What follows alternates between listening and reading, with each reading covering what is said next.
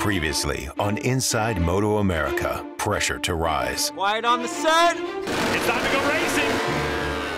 Oh, the 32. Great launch from Jake Gagne. I came into the season expecting to be at the front and having a teammate that's doing that, and I'm a couple seconds behind all the time. It's been rough. He was like, I can't really feel this motorcycle. How about we just change motorcycles? This is the race we've been waiting to see from Herrin, a confidence booster. I kind of like saw red, man. I felt like a bull and just charged after that. I saw him creeping up on me, and he tried to get around the outside. Josh is going to come back. Man, there's no stopping this guy at the moment. He's on 5 wins in a row with pretty decent gap, so I just want to make his life harder. Finishing 6th place is not what any of us want. Yeah, I just watched this bike just tumble off into this beach sand. I cannot say that much about that crash. He was a nasty one. Track temperature climbing to over 120 degrees. Put a blow dryer on your face, and that's what it felt like. Just was like a sauna in my helmet. It's like when you open an oven and stick your head in it. It is hot outside. Did you guys get that?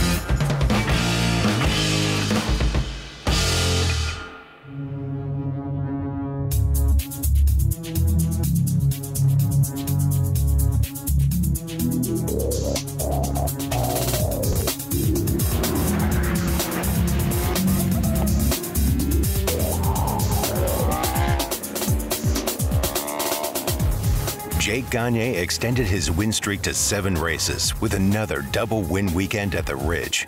I was excited to go back to that track. You know, they put some new asphalt in, and then, you know, the week before the race, we start looking at the weather. It's like over 100 degrees Saturday and Sunday, and I kept telling people, I'm like, I don't even believe it. I don't think Sunday, you know, the weather people, they like to say what they want to say, but Sunday rolls around, like, it'll be like 90s. And it was definitely hot. It was definitely hot. Josh Herrin finished 2nd in both races, rounding out a successful weekend for the team. The race today, you know, Sunday race was way better for me. I felt more comfortable on the bike.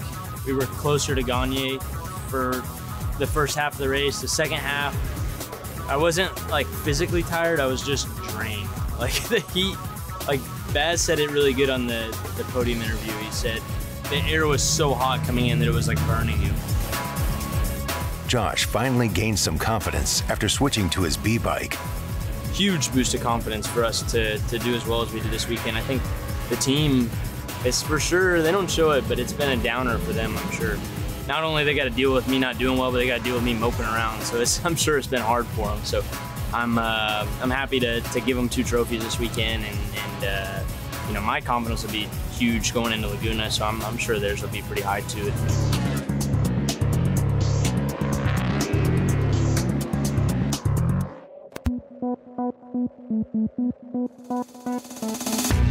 Cameron Peterson raced to the podium in 3rd for race 1, but Sunday's results weren't quite the same. 3rd place didn't feel the same as what it did at WeatherTech, you know? Matthew Scholz missed the podium in both races for the first time this season. He is still clinging to 2nd in the championship point standings, 44 points behind Gagne. The last thing that Matthew needs to do is try harder, because he's always going to try hard, you know. So from my point of view as the crew chief, I feel like, you know, I owe him one, and, you know, next time hopefully the bike will be better and he'll be back where he's capable of being, you know. Loris Baz took 3rd in race 2 and feels like he is making progress catching up to Gagne. I was pretty confident with race 2, but I had a rough start. I tried to overtake Bobby and Cam Matthew as soon as I can, then Cam, and I was in P3, but I noticed straight away that there was no way to get the pace hard all weekend. I don't know why, but it's the first time we ride Ducati V4 on that extreme heat, and I think that's really the difference. Bobby Fong is still trying to find his way back to the podium. I'm riding my best, and if it doesn't happen, it doesn't happen, but I'm giving it my all, and you know, a few spills here and there, I'll do what it takes to try to catch up. After not racing his Superbike at the Ridge, Kyle Wyman is still a little sore from breaking his elbow at RoadAmerica. He's focusing on wrapping up the King of the Baggers Championship at Laguna, so he called in a familiar face to field his Panera-bred Ducati for the weekend. Crashed out going into the chicane and broke my olecranon, which is basically the bottom half of my elbow.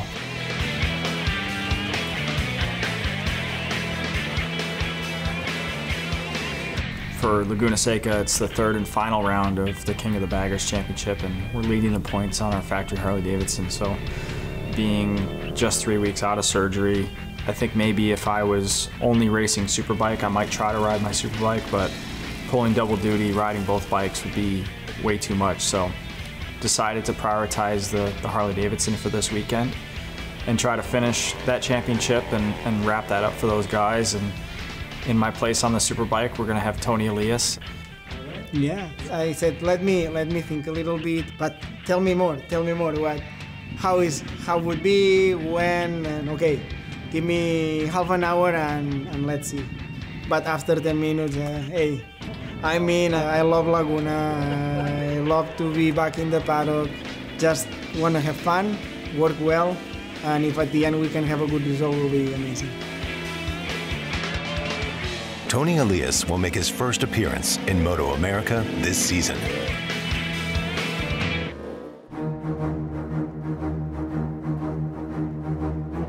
The fresh and lean Attack Performance Yamaha team has maintained complete control of the championship at the halfway point of the season, heading into round 5 at Laguna Seca. Team principal Richard Stanboli is feeling good about his team's performance. So we've been trying to get rid of these things here. We keep picking them up. Every single weekend we get like 4 trophies. So it's been, we give them to customers, we give them to sponsors, we give them to the crew, but I think eventually we're gonna have to start a bonfire.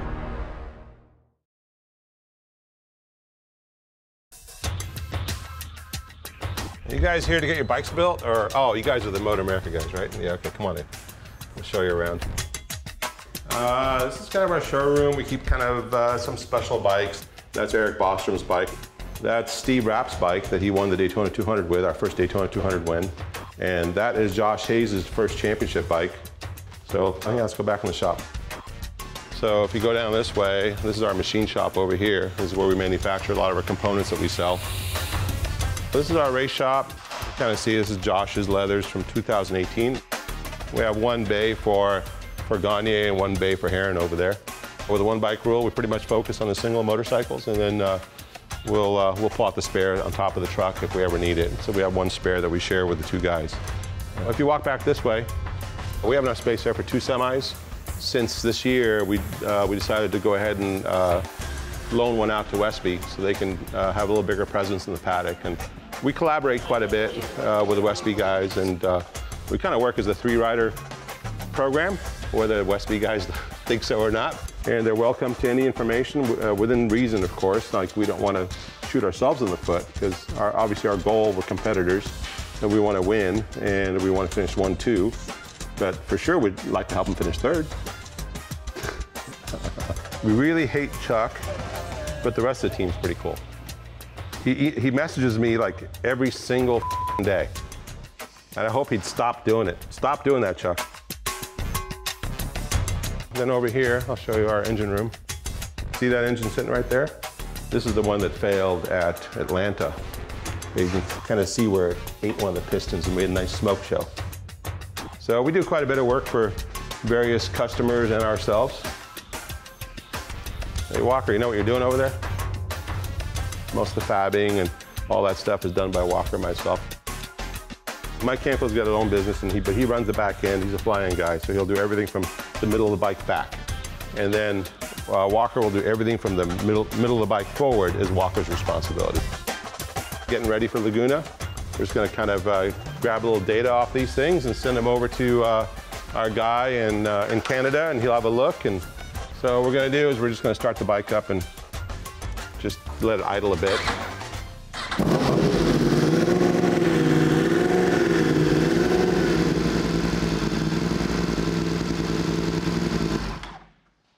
So now we'll grab that data and we'll see if we can tune up the idle a bit. Every little aspect of the motorcycle is important, whether it's making sure your buttons are brand new or your bike idles and starts nicely. All that stuff's important at the racetrack because you can be caught out pretty easily. Oh, my bike won't start. Oh, crap. Then you're jumping through hoops trying to make it work. All right, where else are we going to go? So here's the Yamaha Semi.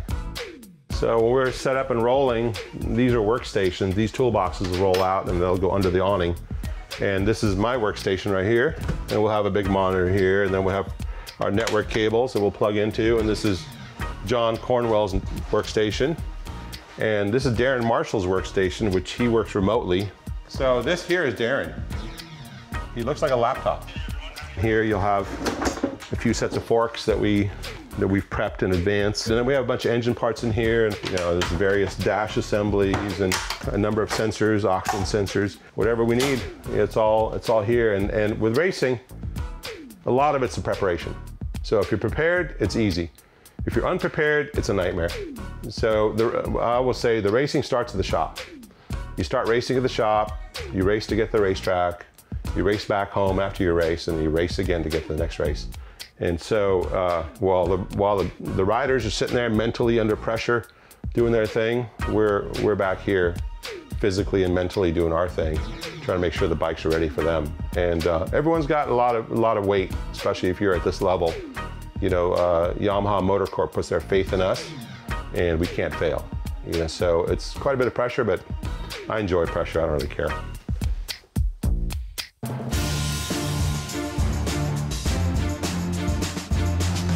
Friday morning in practice one, Tony Elias takes his first lap on Kyle Wyman's Ducati as they gather data to tailor the bike more towards Tony's riding style.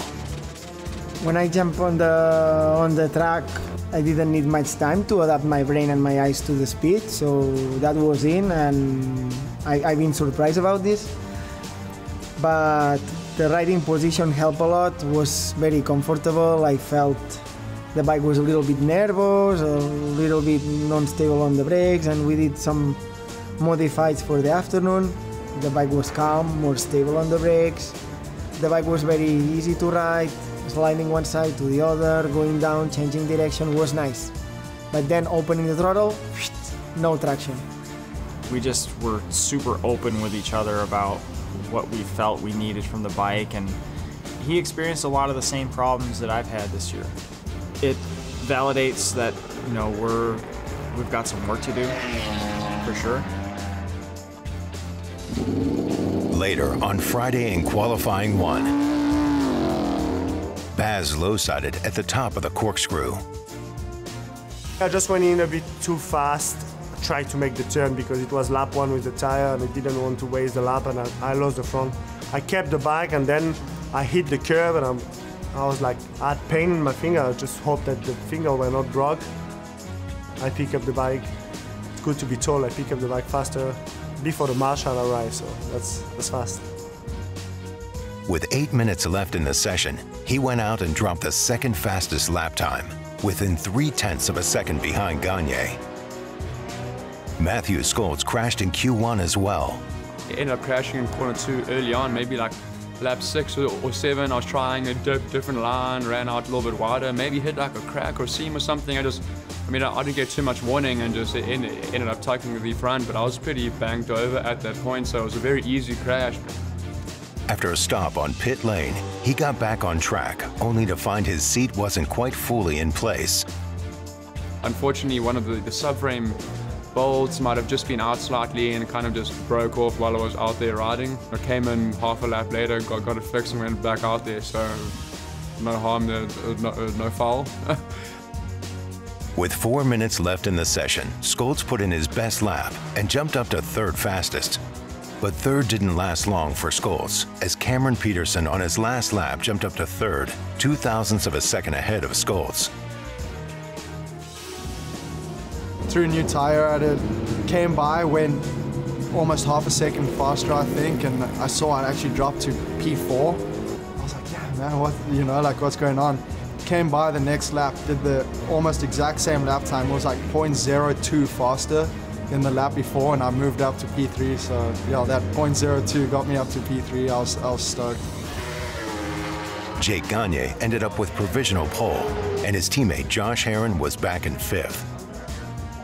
Apparently I have this very small window of you know, what I like on that bike, and we just got to find it and stick with it. And then if we have a bad session, don't change anything. Just know that that's our window right there, and maybe we just had a bad session. Coming up, race 1 from WeatherTech Raceway Laguna Seca.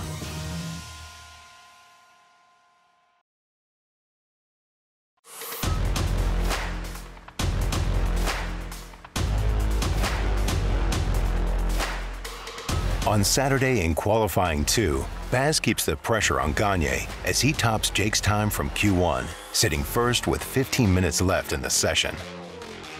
He crosses the line, and Loris Baz does go to the top.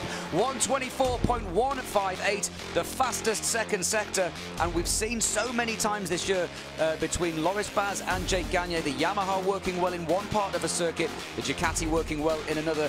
The Ducati has some advantages over some of the other bikes in different aspects. It seems like it's a little bit easier on the tires than some of our competitors. So this weekend in particular, we're able to get away with the softer compound, whereas a lot of the other teams are using the next step harder rear tire, and we're able to get away with the softer one, which is definitely an advantage for us, I think. We have an expression in France, it's like a great soup. If one ingredient is wrong, then the whole soup is wrong. But even if you have all the ingredients but you don't have the time to cook it, then it's going to be wrong again and taste, you know. And I have the feeling that we have finally all the ingredients, but we just need a bit of time that everything takes together, you know. As time in Q2 was winding down, Gagne put on the Q tire and lays down the only lap under 1:24 to take over pole position from Baz. This is surely, Roger, going to be the first 1:23 of the weekend. The Flying Frenchman laid down the gauntlet. Does Gagne respond? He does with a 23.7, almost half a second quicker. Gagne responds in only the way that he knows how. Once again, back to the top. We're always trying to go better, go faster. I know we've been fortunate. We've been able to lead a lot of the sessions and get our pole positions and race wins, but like I say, it's a bunch of pieces of the pie to come together to make a whole pie, or something like that. Baz had one more shot. This could also be a 23 from Loris Baz. There's nothing between them here. The Frenchman versus the American crosses the line, and he goes 23.9. 23.9. He loses a couple of tenths in the final split. As we said, it's the middle part of the lap where the Ducati just seems to be working a little bit better. The HSBK Ducati New York team has been working tirelessly to track down Jake. But as Baz drops his fastest lap, it wasn't enough for his first pole position. The target is the same every week, and I want to make the best qualifying possible and then try to start in front and do my race, trying to stay with Jake. You know, I haven't been able to do it this year. Nobody has been able to do that. It definitely feels like we have a good swing going, and for sure it's going the right direction. And yeah, I feel like we're right on the verge of that win. I lay awake in my hotel room bed many nights thinking about when the win's gonna come, I'll tell you that much.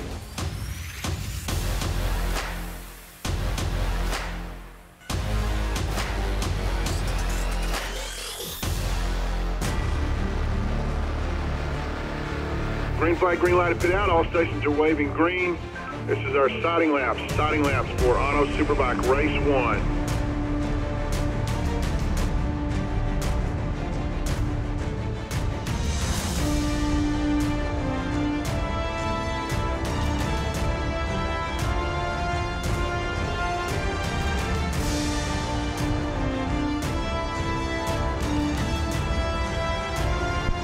Shut it down, Scotty.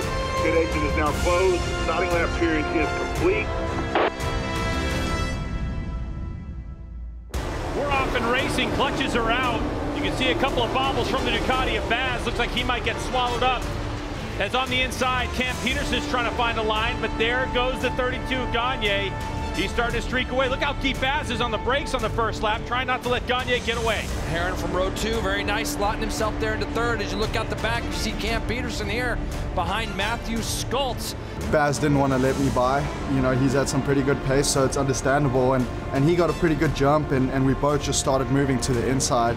And I ran over the green paint on the inside, and I had a little bit of a moment, and I think that's when Josh and Matthew came around my outside, and yeah, then I was kind of just holding my breath going into turn 2, just, you know, everything I had on the brakes to not hit anybody, and I was just starting to kind of settle into a rhythm. Red flag, red flag, red flag. All stations go red. All stations go red. Got a bike down, turn 8A. By the way, good on Jason Uribe for getting that bike off the track as quickly as he did, and I'm sure that the time they called for that red flag, that bike was pirouetting down the middle of the corkscrew. But it's going to allow him to get back in this race, I think, Greg, as he's got the bike started. He's going to be able to roll back down here into pit lane. And that was just, by the way, off of the fastest lap of the race set by Josh Herrin at a 24 flat. So we're going to pull it back into the pits. We're going to get this situation sorted out. They'll have a look at the track to make sure there's nothing on there to continue like any dangerous situation. But they're going to come back into the pits, and then we're going to do a restart of this race. Oh yeah, the red flag is just a part of racing. You know, I think most of us don't really want to see it unless, you know, people make a mistake, you get a little second try. But when you get a whole shot and get a good first couple laps, it's a little bit of a bummer to see the red flag, but I don't think about it. You just got to go out and try to put together another start and kind of do the same thing. I saw on the grid that I had a different tire choice than them, so I was pretty confident. But then, yeah, you see the red flag and you have to start all again. But the heat cycle is worse on the soft tire than the medium one. We come in the pit, we wait a little bit, and we restart, the grip drop. And I had this feeling straight away, like in the second part of the race, when we restarted, didn't feel the grip on the rear. And I just had to adapt, change my map, and trying to change the line. The first red flag of the season seemed to put Josh Herrin at a greater disadvantage than the first race start. You know, we had a great run. We had the fast lap of the race. We're hanging right there. We had like a second gap to fourth. I was in third, right behind Jake and Baz, and then they red flagged it on the restart. My tires were just gone. I had everybody's tires obviously had the life drop out of them a little bit, but mine seemed to have been affecting me way more than everybody else's after like 4 laps this weekend. After the restart, he found himself running in third, but made a mistake in the corkscrew and was passed by Baz. The fresh and lean attack performance Yamaha of Jake Gagne starting to set sail. Cam Peterson on the M4X Star Suzuki has had a great run as of late. Of course, we saw Josh Herrin, number 2. A bit of a mistake, Oni. Wow. So up the inside goes Baz to take a position. So the door opened for a moment, and Baz took it. Just got in there deep, did Herrin at the top of the hill, and Baz didn't think anything of it. Now the big benefactor in this red flag is Cam Peterson. We went back to our original grid position, so started third again, and yeah, got a better start. You know, I think I went into turn 2 in second, followed Jake around for a little bit, and then yeah, Baz pulled the move of the year on me, that's for sure. And Baz loves attacking up at the top of the corkscrew, but Peterson giving him no room. Where's Baz going? Is he gonna make that one stick? That was crazy. Wow. That was a big move. He had a run on him, and it almost looked like Cam surprised him by how much he slowed down at the top of the hill. Baz put himself on the outside, looked like to maybe follow through, let go of the lever, and was able to go by. Now Cam Peterson looking to go up underneath as they exit turn 10, set something up at 11, but he's not going to be able to do it. Baz has this position as they come down the start-finish line again. I'm happy that I did some great moves on Josh and Cam, really nice through the corkscrew. So I think when you manage to overtake in the outside on the corkscrew, it means that you finally know the place pretty well. So he did the lap in the exact same part of the racetrack on 2 different riders back-to-back laps, but he did exactly the opposite thing. He went up underneath on the inside of the corkscrew on 1 lap, which is a difficult pass, and then he basically did a nearly impossible pass on the next lap on the outside on the curb, going into the top of the corkscrew and going around the long way on the entry. Is I've yet to see anybody else do that. With back-to-back passes in the corkscrew, Baz has Gagne in his sights. Gagne looks like he's just started to break away ever so slightly. Last time by it was 0.9 seconds. That looks like it's probably been up to a second now. Coming around after a couple laps, we were sitting there at 0.4, 0.5. I saw on my pit board 0.5 for a long time. And then just barely, like, just had that little bit of gap to where I just couldn't make a mistake, just run my lines, and I was hoping we could pull it together there at the end. The push is on from Loris Baz, but just too much daylight between these two. Baz looks like he's going to have to settle for second place after a great race. He's closer though, isn't he, Greg? I mean, he really is. Today is a good day for that team, I think. An excellent day. The final corner of the final lap. A twist of the grip and onto the front straightaway, and put your hands together. Another one from Jake Gagne. Make it 8 in a row of 9. Baz in second spot. Cameron Peterson, M4X Star Suzuki comes across the line, and that is a Yamaha Ducati Suzuki podium. Throughout the season, we've been able to show sporadic times where we're as fast or faster than Gagne, but we've not been able to replicate that over an entire race distance. We were pretty much able to match pace the entire race. We were just at the same pace. I could not go any faster. I didn't do it. I was just hoping that he make a mistake at one point and I catch him and I could make a move. Really happy, and I have a couple of ideas to try to make his life even harder tomorrow. Jake Gagne's win streak and dominance might be a surprise to some, but definitely not his dad. I've seen it before. I mean, remember back on 600s when everything was clicking and he won that championship. And it was a struggle. I mean, Cameron was there. I think he was the only one to beat Cameron on a 600 at MotoAmerica. He won the Superstock 1000. He won the Red Bull Rookies Cup against the best guys in the world. So we know what it was like to win. Right now, he's in a great place. I think last year he put himself under a lot of pressure to try and beat Beaubier, and all that did is make him override the bike. So you really gotta, and he sorted that out himself. It's not like he comes to me for advice on that, but I'll give him mine, whether he likes it or not, but he figures that stuff out on his own. And he's very good at blocking everything else out, you know. He's not worried about Baz, he's not worried about Peterson. He just knows that as long as he goes and does his job, he'll be fine. But he's a cool cucumber. He's a cool cat, that's for sure. Jake, I love you, babe. You're doing awesome, and I'm sure you'll continue to do so. And like this interview said, I'm always with you, and I always will be, and I know you're the same. So, love you, brother.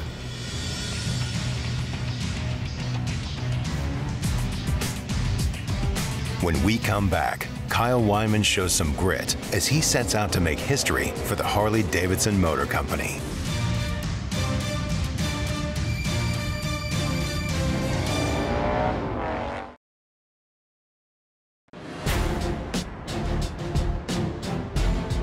Beautiful midsummer weather and great racing had the fans coming out in big numbers at Laguna Seca. Many were there to see the baggers' last race of the year and to see who would be crowned champion.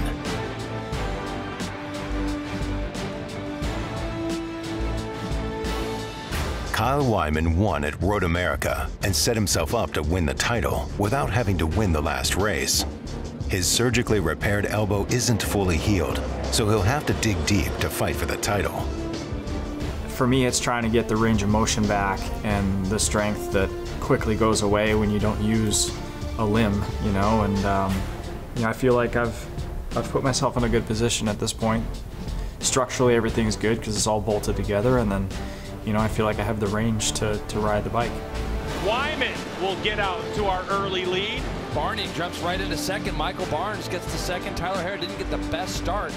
When I came around the first lap, I saw +1 already, and that was based on my crew radioing from the corkscrew. So I had 1 second even from the corkscrew, and I was like, wow, I wonder if those guys got together with each other, held each other up, and then put my head down for a second lap and saw +2.6, I think. So it's like, wow, okay, so we got the pace, and I really just put my head down and tried to just make perfect couple laps, and I was really expecting a fight. So now O'Hara's going to set sail after Kyle Wyman. Right now having his way. His lead is 5.3 seconds over O'Hara. That's your dream, you know, win the championship on top of the box, especially coming back from an injury 3 weeks ago. Kyle Wyman, a couple of corners to go to wrap up this race win, his second of the year, and back-to-back wins. But more importantly, the Mission King of the Baggers Championship onto the front straightaway. The checkered flag awaits. And Kyle Wyman will win the race here at WeatherTech Raceway Laguna Seca and be your national champion. What a way to do it.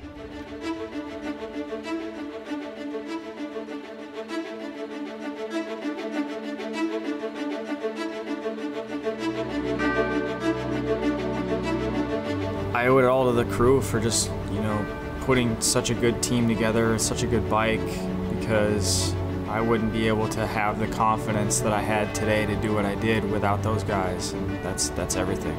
Yeah, I mean, this is as good as it gets. It's definitely an amazing feeling. We've got a lot of racing left in the year for me personally on the Superbike, but I'm so proud of the accomplishment and the team and what they've done and gone through to get this bike as good as it is, and it's something that I'm going to cherish for a very long time. When we return, HONOS Superbike Race 2 from Laguna Seca in Monterey, California.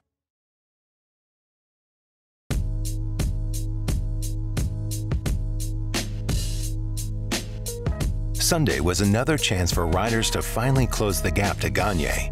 You can feel the momentum building in the paddock and the urgency not to let Jake run away again. 2020 Superbike champion Cameron Beaubier was on summer break from Moto2 and showed up to Laguna to support his former teammate and friends in the paddock. I think what Jake's doing right now is super special. He changed his style a little bit this year, and he's not riding it quite as hard, and he's kind of letting it flow through the track, which I think has helped him a little bit. And yeah, he's the guy to beat this year, no doubt. I told him, I was like, man, like, be easy on my track records. That's all I have left here, you know. But he's been smashing all of them, and he definitely picked up where I left off last year. And it'll be interesting to see like how he reacts to maybe if those guys do get a little closer, but like, he's so calm, cool, and collected. I think he'll be fine. Obviously, I'm not racing MotoAmerica anymore. I'm over in Europe, but I watch all the practices still. I watch all the qualifyings. I'm constantly watching live timing because I got a lot of friends here and that I've raced with throughout the years, and yeah, I'm just a fan now. Fan of MotoAmerica. Richard Stanpoli had his own view on the effect Jake is having with his dominant performance. When you have a guy who's comfortable on his bike, you don't really need to do much to it. And one of the things that I think Jake unintentionally has been doing is he goes out and goes so fast that he demoralizes everyone else. And what happens is that those guys end up in a downward spiral. You know, they start, oh man, we got to find a second. How are we going to find a second? They start reinventing their whole motorcycle instead of going out and put their head down. With Jake's prep, it's pretty simple. Give him a motorcycle that's reliable. Maybe it's good for him to be beat every now and then. We're working hard on the Herrin side to see if we can give him some competition at Laguna. Herrin's got the track record there. I know the bikes are pretty capable. Jake's been going a tick faster than Cameron, so we'll see if Jake gets Josh's track record or if Josh goes a little bit faster. Maybe we have a nice race at the front, you know? Obviously, I want Jake to win. But I want to see some good racing too. You know, so I don't mind if Baz is in there elbowing around and Josh is in there pushing his way up underneath people. And you can see when Baz gets in there, he's pretty ruthless competitor. You know, he doesn't mind shoving people out of the way. So it'd be fun to see Jake actually race somebody. Scotty, shut it down. Pit exit is now closed. Starting lap period is complete.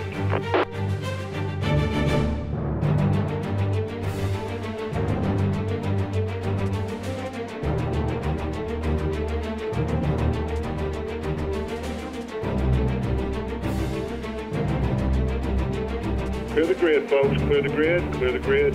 Bikes off the stands. Engines running. Tank covers and towels. Tank covers and towels. When the lights go off, here we go. We're racing HONOS Superbike race number 2. Gagne with another great launch, but so did Loris Baz. So Loris Baz got off the line like he wanted. Wheel in the air for the 11 Westby Racing Yamahas Matthew Skoltz, but up the inside, no. So Skoltz will hold on for third, at least for the moment. But position, side by side they go. So Gagne leads, Baz in second spot, and Skoltz, as things sort out, gets ahead of Cam Peterson. Yeah, it was close, wasn't it? Him and Cam were really close in the second apex of turn 2, but Skoltz does do what he needs to do. Into the corkscrew for the first time. Jake Gagne leads the way in that fresh and lean attack performance Yamaha with Loris Baz on the Warhorse HSBK Racing Ducati New York entrant right behind on that Panigale V4R. Loris Baz gets off to his best start of the season and keeps Gagne close after the first lap. We're not seeing that 1 second gap. This is going to be 0.3 at best as they come across the line for lap number 1. Gagne and Baz up front, as close as you like it. Coming out of turn 5, Gagne makes a mistake, and the front runners look to attack. Gagne off the track. Let's see, is Baz going to take advantage of that? He is. Hard place to pass, too. Gagne made it a little bit easier for him. That's going to put Baz out on the paint, though. And now they're going to go up to the corkscrew side by side. Look at Skoltz. He's going to slot himself into second. How about that? Matthew Skoltz all of a sudden, and Baz is wide. Can Skoltz take advantage? He has to take evasive action. They're side by side. Is it another lead change? It is. So Skoltz took it over for a moment, and then it looks like the 32 goes right back to it while these guys are roughing themselves up, and then Herrin goes into second spot. Wow, HONOS Superbike racing. What a turn of events. Now Herrin's going to take a shot at Baz as they go into turn 11. Caught me by surprise. I was just kind of stepped out, and wheel kind of popped off, and all of a sudden I was in the dirt. Kind of just stayed in it, and the Yamaha hooked up pretty good in the dirt for having slicks on. Dolores came by, Matt came by, up in the corkscrew. Those guys fought it out, and then I was able to kind of sneak up down the inside of the corkscrew and set me up outside of Rainey. So I was fortunate there to kind of make that pass back, and I didn't lose a whole lot of time and a whole lot of position. But yeah, it was a chance. I said, okay, go through, try to overtake. But to overtake him, I had to go wide, and he passed back, and we went elbow-elbow. It was pretty fun. Because we were elbow-elbow going to the corkscrew, I went a bit wide. Matthew came in. His elbow went stuck in my wing. So we had a small moment again. Jake managed to pass back, and in the last corner, Josh came through. I was like, no way. Like I didn't want to lose the slipstream from Jake after making for once a good start and a good first lap, you know. Wow, that was a lot of action from the exit of 5 where Gagne ran off the track. Everything just broke loose, and it allowed the 45 to get right on the back of everyone. And all the while, Gagne took advantage of it. Now he's streaking off into the distance. So the question is, as Baz, Herrin tries to lean on him, but Baz had position. So Herrin, the number 2, gets pushed wide, and he goes back to 5th just like that. We're braking side by side. I had the wheel on him, but I think he released the brakes a little bit and just kind of ran out with me, kind of blocking my way to kind of continue through the corner. It almost seemed like the entire field, in a span of 30 seconds, but oh boy, Gagne's got a problem. Let's all go to the front real quick and make this a thing. If Jake makes a mistake like that, you got to expect somebody to take a jab because they want to be up there in the front. They want to ruffle his feathers a little bit. I looked up and I saw like a cloud of dust or something, and I thought that Jake had maybe crashed. And then kind of looked up further, and Jake was on the side of the track and Baz was next to him, and I was kind of like, boss him, and then they kind of started battling each other, and I was like, okay, now it's my chance. And coming into the corkscrew, they were on the far left, and I went on the right side, and it was something else. After the thrilling second lap, Baz was not letting Gagne pull away, and right behind Baz, Skoltz was just off pace. 24.4s for our top 3 guys. The other guy in the 24s that lap is Cam Peterson at a 24.9, but he is 1.1 back right now of Matthew Skoltz. I haven't been that close to Jake and Baz in a long time, so I knew I had to do something. As the race wore on, Jake was able to edge away from Baz and take his 9th race in a row. Onto the front straightaway we go. For the final time, the checkered flag awaits Jake Gagne, and he will take 9 race wins in a row. Skoltz was 3rd, followed by Peterson, Herrin, and Fong. Tony Elias passed his friend and fellow Spaniard, Hector Barbera, at the finish to take 7th. This could have been Tony's last race. Maybe we'll be through, maybe not. If it happened, must be with support, so factory support, and then I would love to come back. He experienced a lot of the same problems that I've had this year. That is a good thing also a bad thing because I would like to have found more solutions out of what we tried with him that would benefit me. It was a good experience, and always thanks Kyle for this opportunity. We all banged some elbows today. These guys banged some elbows. Me and Loris, we got a little bent my front brake lever down going up to the corkscrew, and so you know we got a little action today, and that's good.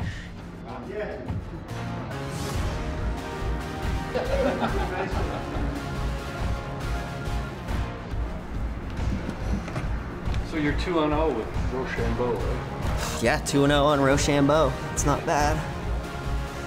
Compared to my track record in rock, paper, scissors, that's pretty good.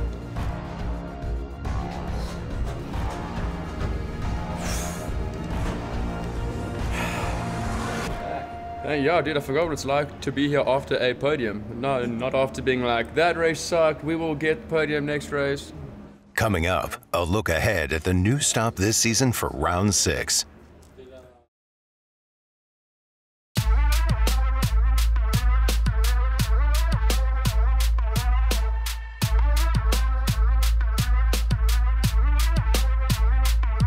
Round 6 at Brainerd International Raceway in Minnesota will mark the start of the second half of the season in the HONOS Superbike Championship.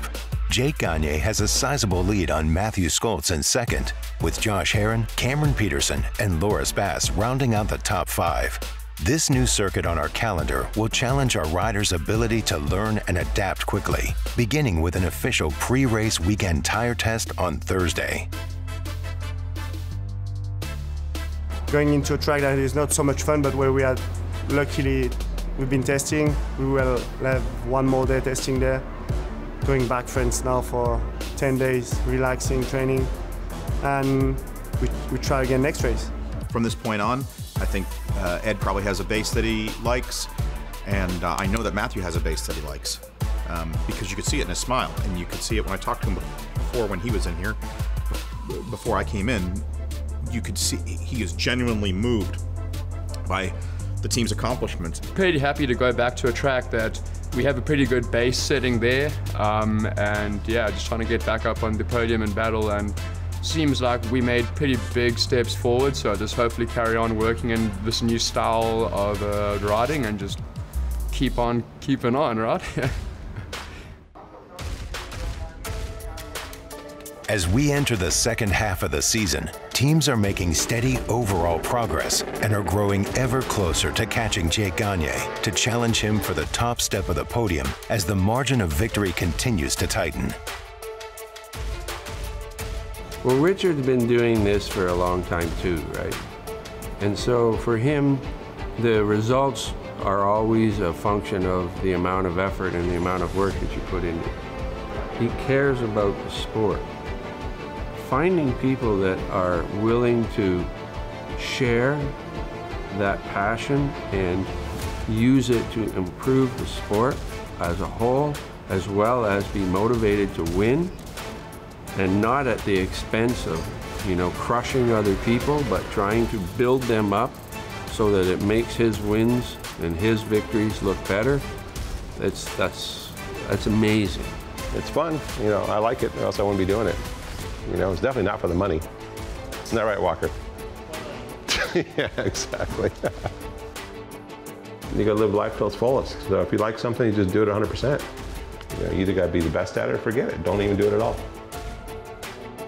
Yamaha Motor Corporation, Attack Performance, Westby Racing, Triangle is not a bad place to be. Will Jake Gagne be able to continue his near-perfect performance? Or will someone else rise to the challenge?